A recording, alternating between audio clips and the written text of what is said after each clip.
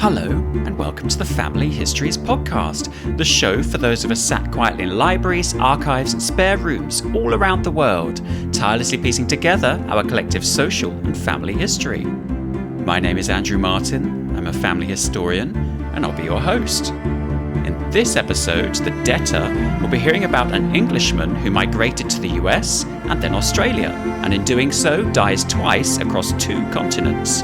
And then we're looking for clues to the origins of an 18th century man believed to have come from Ireland.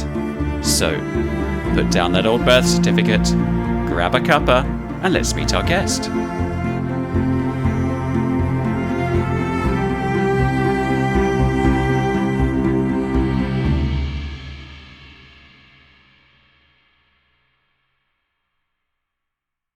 My guest today is an Australian family historian and speaker with an interest in colonial Australia. In fact, you might recognise his voice from the brilliant podcast Ironclad Sisterhood, exploring the lives of convict women.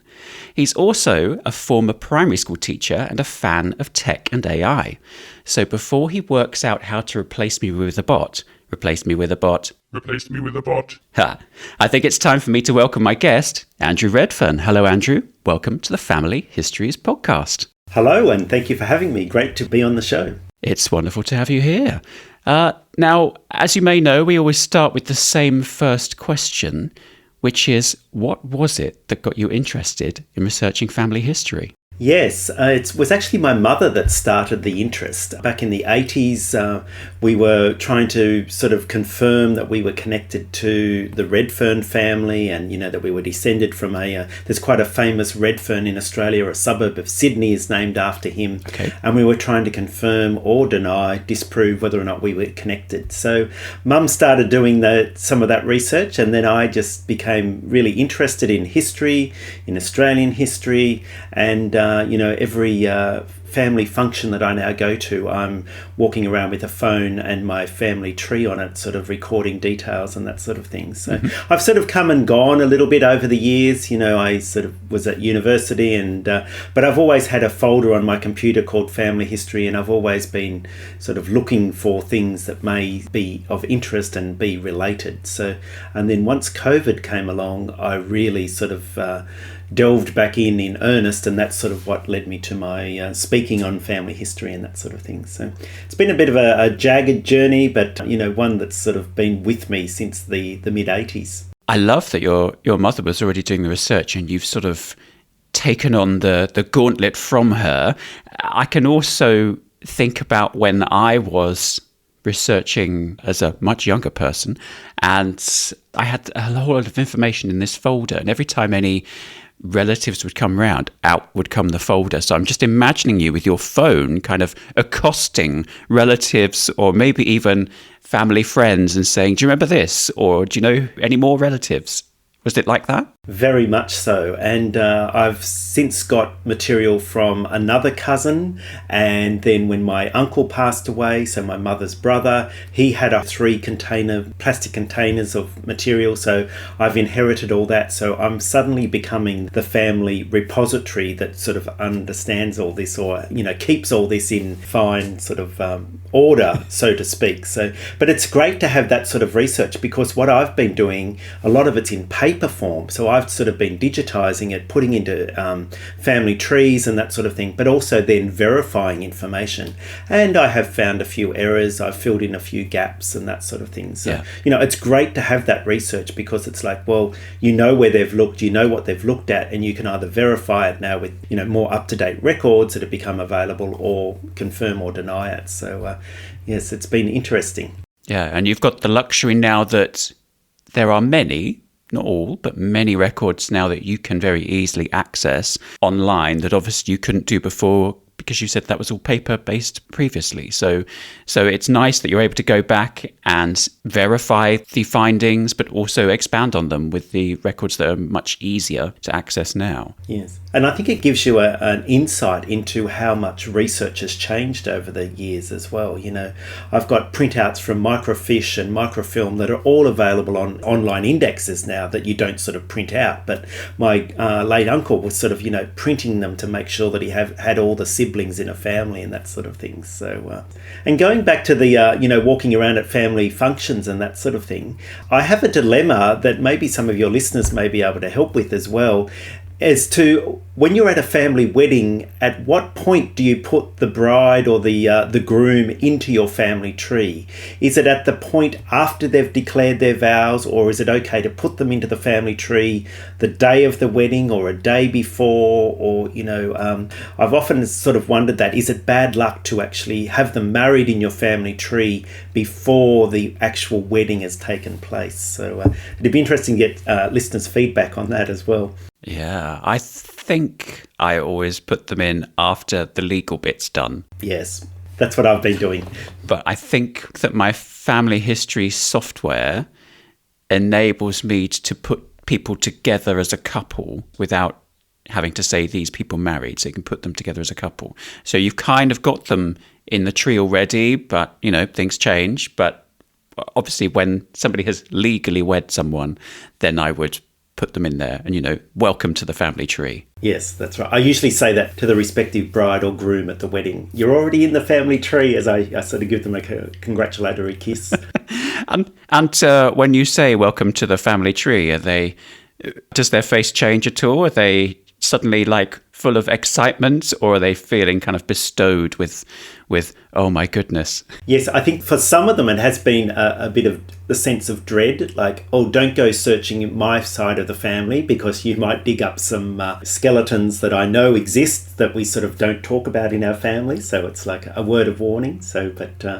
Yes, I think because they all know now that I do family history, often at family functions, people will come up to me and say, when did so-and-so get married, or how old were they when they died, or that sort of thing. So yes, it's great to have it available. And I know that, as you've said, your mother was doing some research, but how did you learn to research? Did you take the same methods that she was doing, or have you been able to kind of build upon that? Yes, so I just really sort of learnt on the job, lots of Google searching and that sort of thing. I bought some Family Tree Maker, the family history software, and started putting information into that program. So a lot of that paper-based material, that was a great way for me to learn.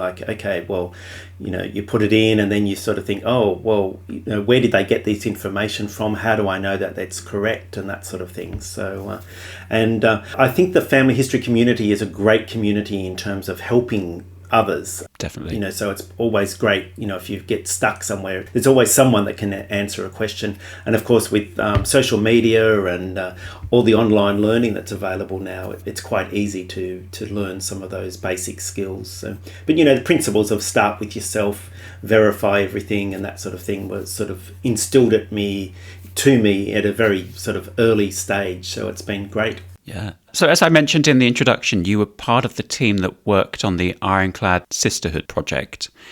What led you to working on that? Actually, my fourth great-grandmother. Okay. So she is actually part of that project. She was a convict that arrived in 1818 into Sydney. And when I became aware of the records that were part of Ironclad Sisterhood, so it was all based on research back from the 1970s by a woman called Jess Hill, who was a research officer at the Society of Australian Genealogists. And when I found out about that bulk of research that was essentially done by hand, trawling through manual paper and that sort of thing. Yeah. When I found out about it, and I thought I need to look up my fourth great grandmother. When I found her in those records, and there was a list of things that were recorded about my fourth great grandmother, I thought this research is so valuable and was so groundbreaking in the 70s that it needs to be digitised. So that's when I then approached the archives officer at the Society, Alex Mountain at the time, and said, let's digitise this. And, 8 months later, we had digitised it, created a podcast, done some AI imaging and, written some biographies. And I'm still attached to those women, and I've found that I've gone off and researched women that I'm not even connected with, that I've just found their stories so intriguing. Wow. Back in season 3, I think, I interviewed fellow Australian genealogist, the brilliant Jill Ball, and I remember her saying that she had 10 convict ancestors. And she also said that nowadays some people see that as a kind of a badge of honour in Australia. Does that kind of seem familiar to you? Oh, yes, very much so. Whenever I call them Australian royalty. Oh. So if you have a convict in your family tree, that's the equivalent of Australian royalty. So, and it's almost a competition sometimes now to see who has the most convicts in your tree. And, some people are saying, well, I've got, 25 convicts. And you're thinking, well, to get that many direct line ancestors, you're going to have to be going back a fair way, and you're probably attaching some of those non-direct line convicts to boost the numbers there somewhat. So it's a bit of verification and fact-checking needs to be happening there. Yeah, well, Jill's got 10. So if listeners can beat that, I'd love to know. Yes. And it's really, that was really what started Mum, because this ancestor we were tracing, the Redfern ancestor, he was a convict. And this is during the 80s when really convicts were not favoured at all. If you had a convict ancestor, you would certainly not admit it. No. You would say, we all arrived here as, upstanding citizens. But with the bicentennial of European settlement in Australia, which we celebrated in 1988, that then really turned the tide about that, and it became quite, as you say, a badge of honour to have a convict, and people were trying to research their convict heritage. Is it hard to research convict ancestors? In a sense, probably they're one of the easiest to research because there is so much recorded about them. So, because they were a convict and they passed through the convict system, they'll be recorded on musters, which are like yearly census or even every couple of months census. Yeah. They've got tickets of leave, they've got, pardons, they've got assignment, working conditions.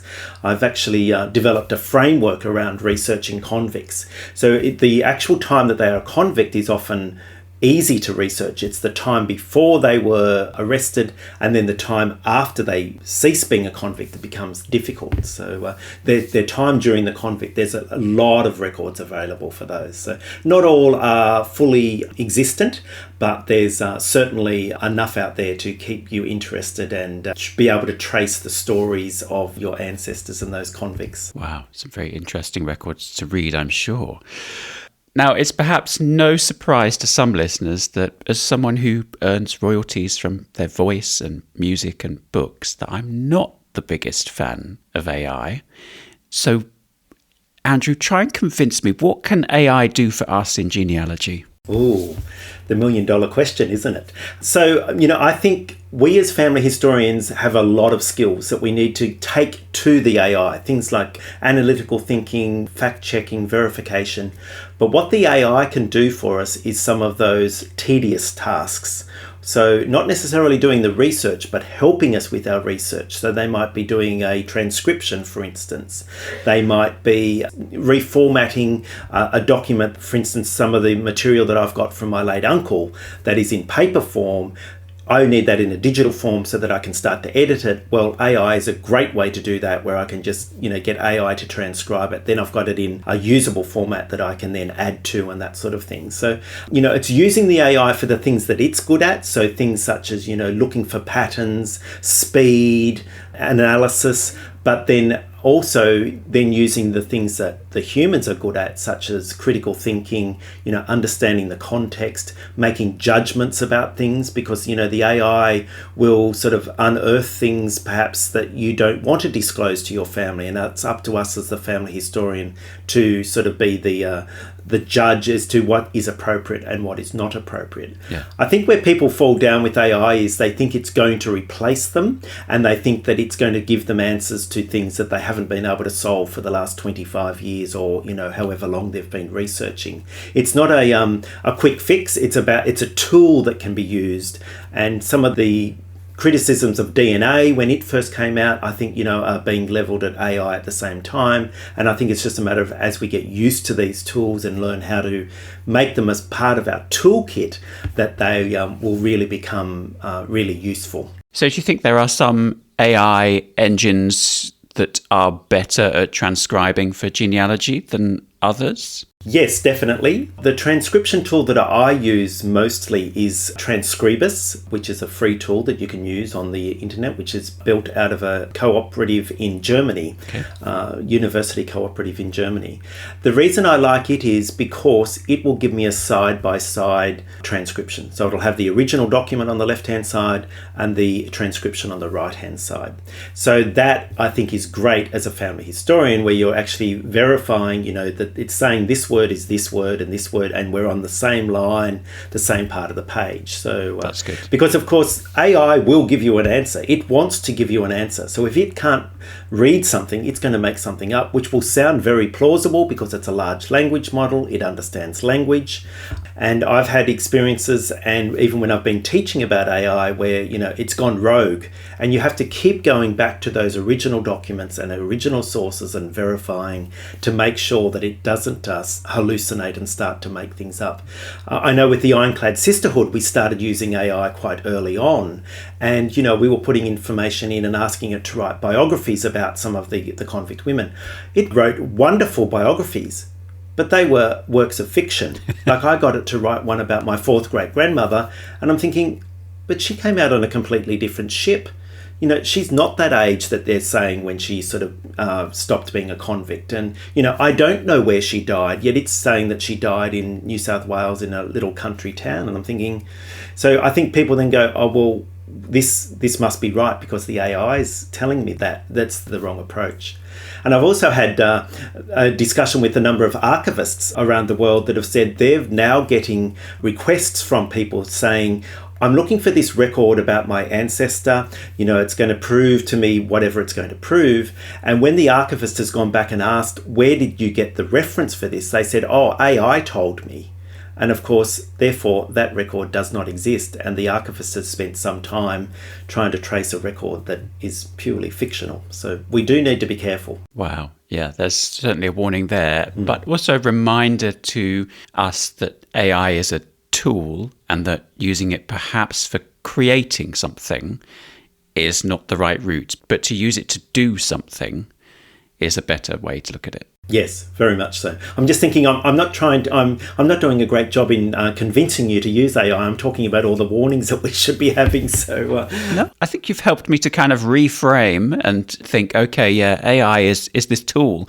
And I really like the transcription stuff, because it's really hard to read some terrible handwriting or to interpret the kind of language that you get in, say, a will, which can be very repetitive, but also very different language because it's old and also because it's legal from what I would say now. It's a different language for me.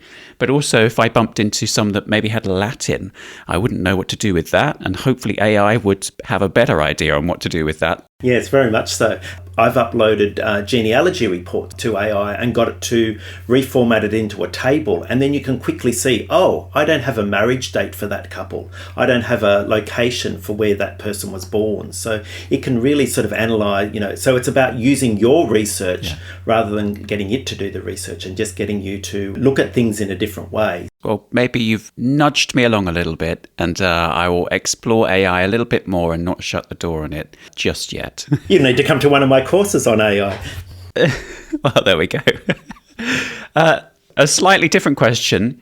If researching family history was a song, what would it be? The first thing that comes to mind would be Gimme, Gimme, Gimme by ABBA. Why's that? Just give it all to me. Give me more, give me more, give me more. There's more to be found out about your ancestors. And, I'll often meet people and they'll say, oh, you've got such interesting ancestors. And my response to them is, you just haven't dug deeply enough yet, because every family has some interesting stories. So, and it can be the plain everyday, just a probate pack or a will or, a newspaper article. For instance, my late grandmother, she was a very practical woman. She grew up with us. She only had us as 6 grandchildren, which she sort of semi-lived with us most of the time.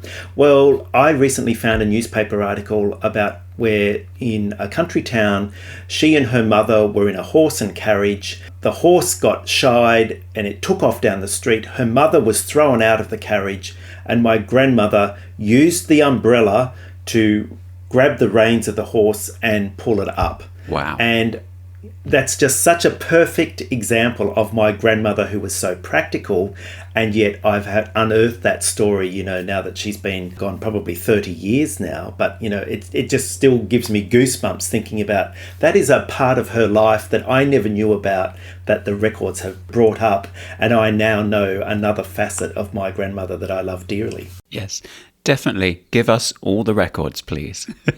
And there's a word of warning there too, that not everything is digitised. I know the State Archives in New South Wales, they only have digitised 15% of their records. So when you think there's another 85% there that may never be digitised because they don't have the funding, they don't ever see the light of day, but one of those records could be the gold that's going to solve a brick wall for somebody. So it's, and I think that's what keeps us going back, isn't it? That's like, there's just another thing that we could find. Yeah, might just be. Yeah, hope is very addictive. Very much so.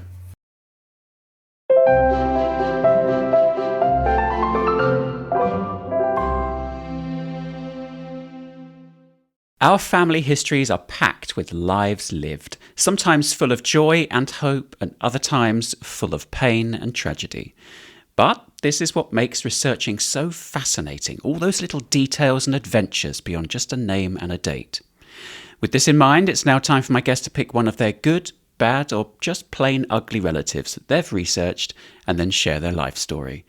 Right, other Andrew, who are you going to introduce us to? So I'm going to talk about William Millward Bestwick, who is my third great-grandfather. Okay. And yes, an interesting ancestor that I keep sort of finding things out about. And he's actually an ancestor that I'm currently researching. And just this week I've found some new records. So exciting. So where does William's story begin? So he was born in Derbyshire in 1818 in South Wingfield. He was baptised there. And I know a little bit about his life in the UK, but it's really not that part of his story that becomes interesting. He was one of about 6 or 7 children, but in the early 1830s, he and his family migrated to the US. And it's from there that his story becomes quite interesting. Okay.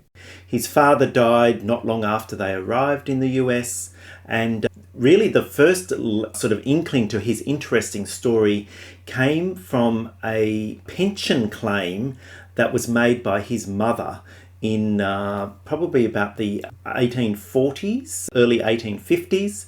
And William had said that he had been part of the Santa Fe expedition, which was an expedition where they were sort of doing the trade route between Texas and Mexico, and he was part of that. So in this pension claim that his mother put through to the US, there's a letter that's quoted that was written by William, so we actually have his exact words, where he says, "I'm now going to give you an update of what's happened since I last saw you." And he's writing this from Australia in 1848. And by then we know that he's married. But he says that he was part of the Santa Fe expedition. He was captured. He worked under the Mexican Navy. He was on a Mexican man of war. And then he ran away from her in New York. And then next thing he arrives in Australia, gets married and has children. Wow. So there's some gaps here that we're trying to fill in. And his mother, Amy, was claiming the pension because she believed that he was dead, that he'd gone to Australia and had died.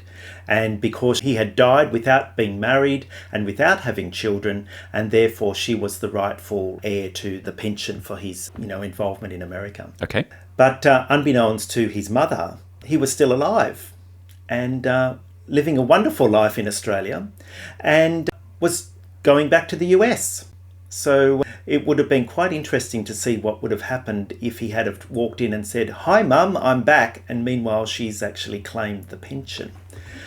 He did buy a passage on a ship back to the US, and that ship left port and 3 days later was turned around and returned to port, with William taken off the ship because he was avoiding his creditors because he was actually bankrupt.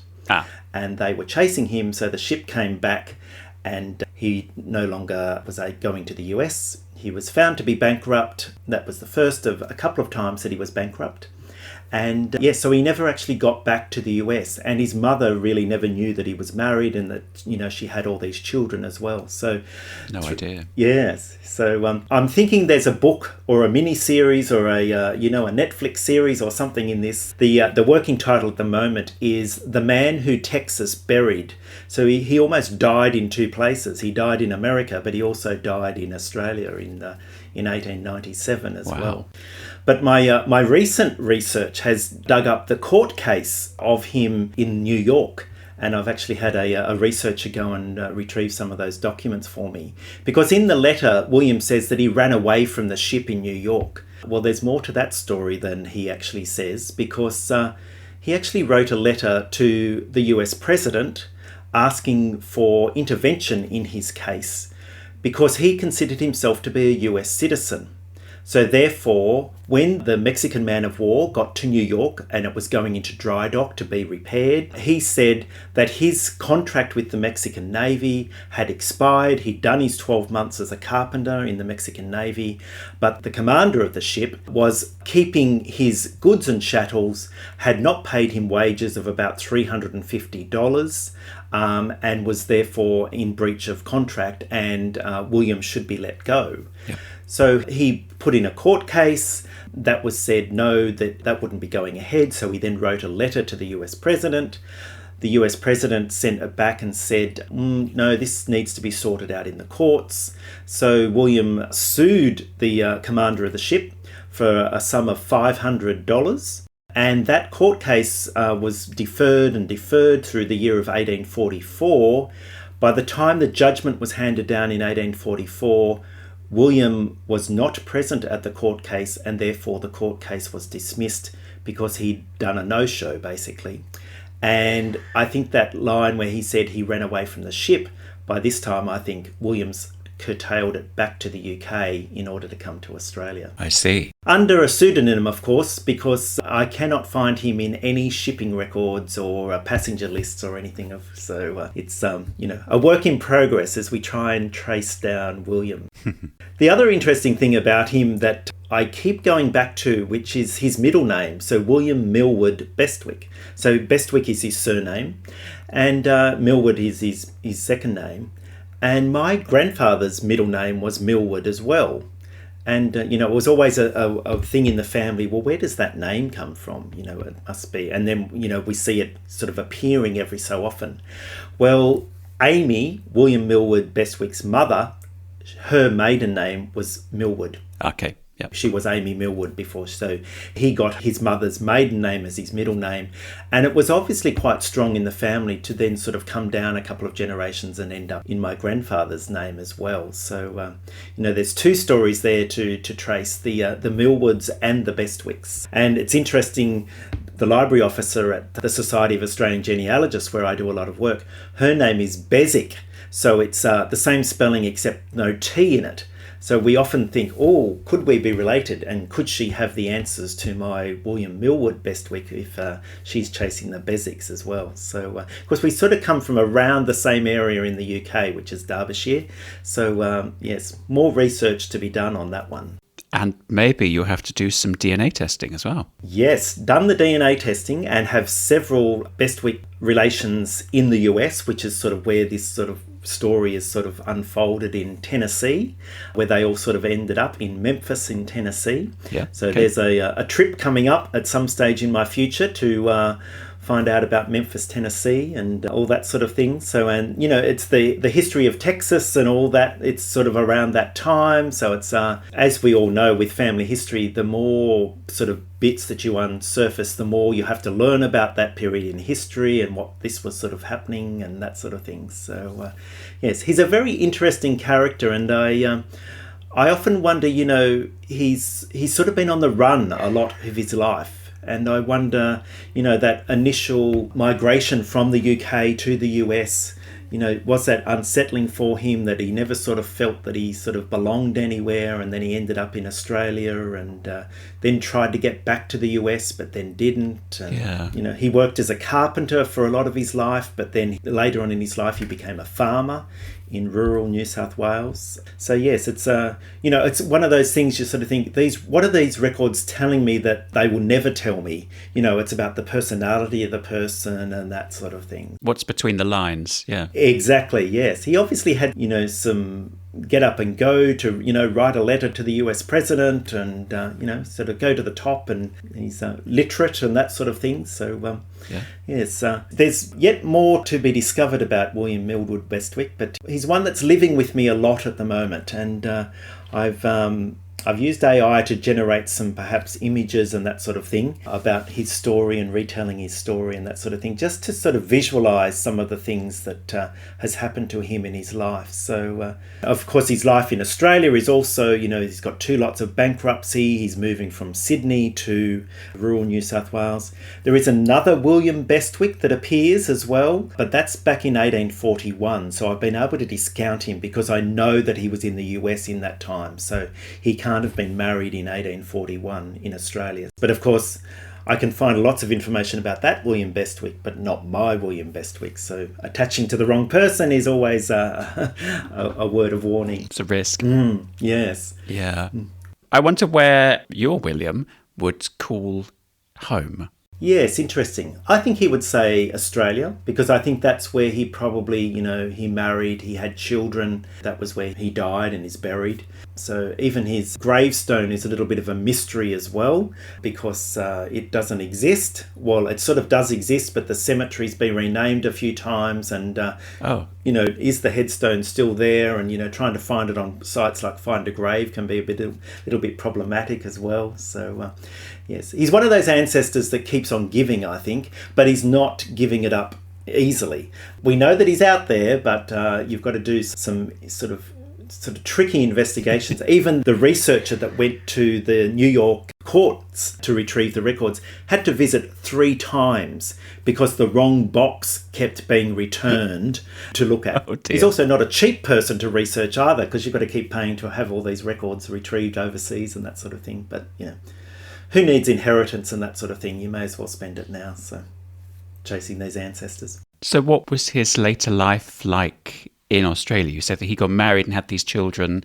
Do you think he was happy in Australia at that point? Yes, I think so. I think he settled down. He seemed to have, quite a successful farming career. He certainly had a large family, of children, and they all went on to have subsequent large families of children and that sort of thing. Okay. It's a well-known name in the Bathurst area of New South Wales. So, there's still people there that are directly related into these lines as well. I think there's a real estate agent in Bathurst called Bestwick and that sort of thing. So, I think we could say that he has. He's certainly left his mark, and perhaps it's some of that earlier parts of his life, the more troubled part of his life, rather than the latter parts of his life. So he didn't die, though, without incident.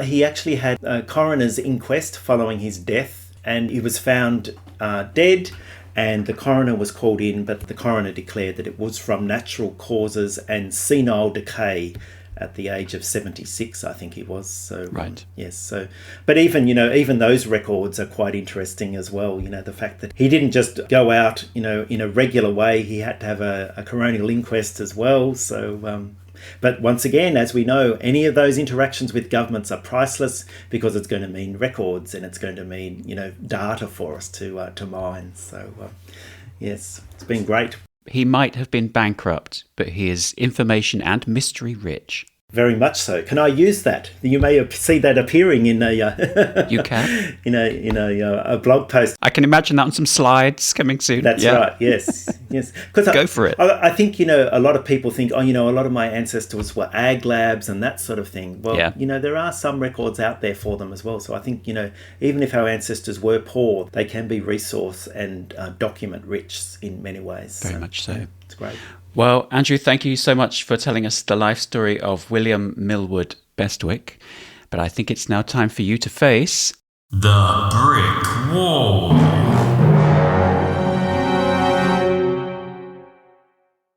I remember hitting my first brick wall, and to be honest, it was probably only about 20 minutes in. But I didn't give up because I knew that with a bit of help from others, I might just make a breakthrough. Yes, it's that time in the show when my guest shares one of their research dead ends in a hope that one of you, dear listeners, can help to solve it. Okay, Andrew, what have you got for us? Okay, so this is another third great-grandfather called Robert Redfern, so my paternal line. Okay. He's really a mystery family because we cannot find any baptismal records of him or any of his siblings. And, there's been some red herrings thrown in by siblings as to where they've born. DNA sort of pulled up some other things as well. So we're talking sort of Ireland late to mid-1700s is when we think he was born, around 1770, something like that. And he was a United Irishman, was arrested and sent to Kilmainham jail, supposedly ended up in Portugal, was banished to Portugal, and then subsequently ended up in the US, where he manufactured infantry caps for the US Army, 2 of which still exist and you can purchase for $9,000 if you wish. Bargain. And subsequently went back to the UK, applied for a land grant and ended up in Australia. So it's really the early part of his life and his siblings' life that is the brick wall. Okay. The cousins have employed psychics, even the psychic that was named as Australia's top psychic, to try and unearth some of this material, but we have not been able to break down this brick wall. Hey, sometimes you've got to turn to a different research method. Exactly, yes. So, and the psychic said that we should be looking at the slave trade, not necessarily that they had slaves, but perhaps they may have been involved in shipping slaves or something like that. So, right, okay. His brother certainly was very much in the Navy. He was a surgeon in the Navy, also a convict. Mm-hmm. They seems to be very educated family. His brother spoke Portuguese, married a Portuguese woman. My third great-grandfather, Robert, was a saddler and, had a saddling business in Belfast, and tells us in his letters from prison that he had a family and, 5 children, none of whom he seems to name. Oh. Even the wife, Margaret, that's the only name we ever get of her. She's written letters as well, but, there's no clues about some of those children. So we don't know, did they go with him to Portugal? Did they stay in Ireland? Did they end up in the US? One son that eventually comes to Australia with him is who I'm descended from, but, we're trying to think, well, are there other families out there that we may have long-distant cousins? But the DNA hasn't pulled up any of those connections as yet. My Y-DNA investigation has not come back as a Redfern, but it's actually an O'Neill. So back into the 1600s in Ireland. Okay. And my communication with the O'Neill families and the O'Neill DNA groups is that they believe that there has been a name change from O'Neill to Redfern sometime in that early 1600s period, because it was not favourable to be an O'Neill. Elizabeth I said that if you're O'Neill, you are likely to have your head cut off and you certainly cannot own land. Wow. So we're thinking that my branch of the O'Neills adopted a very English-sounding name of Redfern, possibly a wife's name or something like that, because then they could continue to have land. So we've done a lot of research. There's been researchers that have looked at this, but, even just a tiny little bit more edging back into where they were born. His brother said he was born in Canada, but he actually arrived as part of 3 convict ships, one of which was the Canada. So we're wondering, is that a red herring? Is that a furphy? So it's not an easy family. So, there's lots of records, there's lots of information, but just trying to break back into that, we don't know whether the parents were Robert or Thomas or, and the mother could have been Margaret or Elizabeth or, This one does sound, it's like quite a tough and kind of international in its reach, which is quite interesting. We have lots of listeners from all over the world, so maybe there are some Redferns listening to this right now that are sat in Canada or in another country thinking, yeah, that sounds I recognise those stories. Where do you think the answer to this might be? What sort of records do you think is going to give this to you, and where do you think they are? There's a letter that supposedly Robert Redfern has written, which Percy Bysshe Shelley had a copy of. Okay. And he sent it to the House of Commons in London to talk about Redfern's plight in Portugal. But of course that record no longer exists. But I'm sure there is a copy out there somewhere sitting in a box in an archive somewhere that no one has indexed or doesn't think, oh, that's just a letter from some guy, and they don't realise the significance of that. So I would love to get a copy of that letter. I think that would perhaps give us some clues and fill in some of those gaps between when he left Ireland, when he went to Portugal, and then on to the US. So that would be one key record that I would certainly be looking for. But I'm sure, if I was to ever go to Ireland, I'd want to spend a couple of weeks there going into the National Archives, and because it seems to be that whilst they lived predominantly in Belfast, there is also connections to Dublin. There's also, he had a brother that died and lived and was a surgeon in Wiltshire as well. A very international family, which sort of is intuitive as to what we would think of that time. But, they travelled around the world and backwards and forwards, which makes me think the shipping thing could also be a clue too, that they were used to being on ships and around the water and that sort of thing. Wow. Well, fingers crossed for this one. So what's the best way for listeners to make contact if they think that they have a clue or a research idea? Probably through my website, andrewredfern.com. And my email address is simply andrew@andrewredfern.com. I'm on all the major sort of social media channels as well, so feel free to reach out in whatever way suits you. And I'd love to hear any leads that I could get on this one. So and I'd be very popular with my family because they keep asking me, do we know yet? Do we know yet? And it's like, it could be the case of I'm doing so much research and someone else is going to stand on my shoulders in the future and unearth this, but I would love to know. So it'd be great to hear from anyone. Well, no pressure there, listeners. The Redfern family are waiting for you to help on this one. So hopefully you can. Of course, listeners can head over to familyhistoriespodcast.com where they can read this episode's show notes, see the links to Andrew's website and social media, and they can send us a message. Or they can just email us at hello@familyhistoriespodcast.com and we'll pass the message along. As our listeners get to work on finding answers, there's a chance that I might be able to help you with this, but you'll need to follow me through to the garage. Ooh, this sounds intriguing. Here we go. Gee, this looks amazing. Very retro. Retro? I'll have you know that this is a highly scientific, fully calibrated, high-precision time machine. It's got physics and all the stuff. Or another way of looking at it would be homemade? It is. And, Andrew, this is Sándor Petőfi, the 19th century Hungarian poet and revolutionary who got here due to this homemade time machine. Hello. Greetings, Sándor. Retro or not, it's a timeless classic time machine. Oh, so is this the help you meant then? It sure is. I thought you might like a little trip back in time to see if you can bust that brick wall. Does this use closed time-like curves? Closed time like what? CTCs. Oh, yeah, those. Yes, but only if you avoid the Novikov self-consistency principle. Ah, I see. Well, that makes perfect sense. Great. Well, I'm really glad we cleared that one up. So, would you like a go?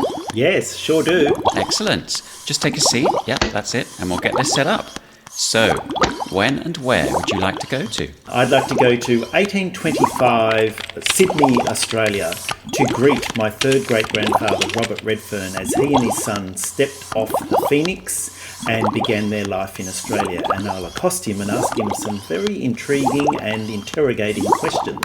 Excellent choice. All set. There we go. And that's the Tetris syntax microwave dimatized. What? You are making this up. Shush.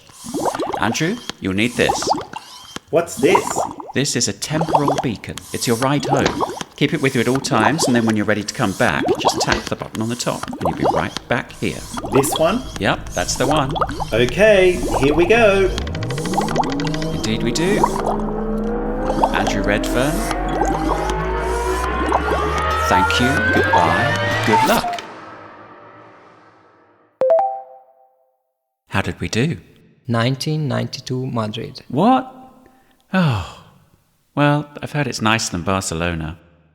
The Family Histories podcast was presented and produced by me, Andrew Martin. My guest was the awesome Andrew Redfern with John Spike as Shandor Paterfi. If you've enjoyed this episode, then check out familyhistoriespodcast.com for more episodes. Thank you for listening. Approximately no family historians were harmed in the making of this podcast.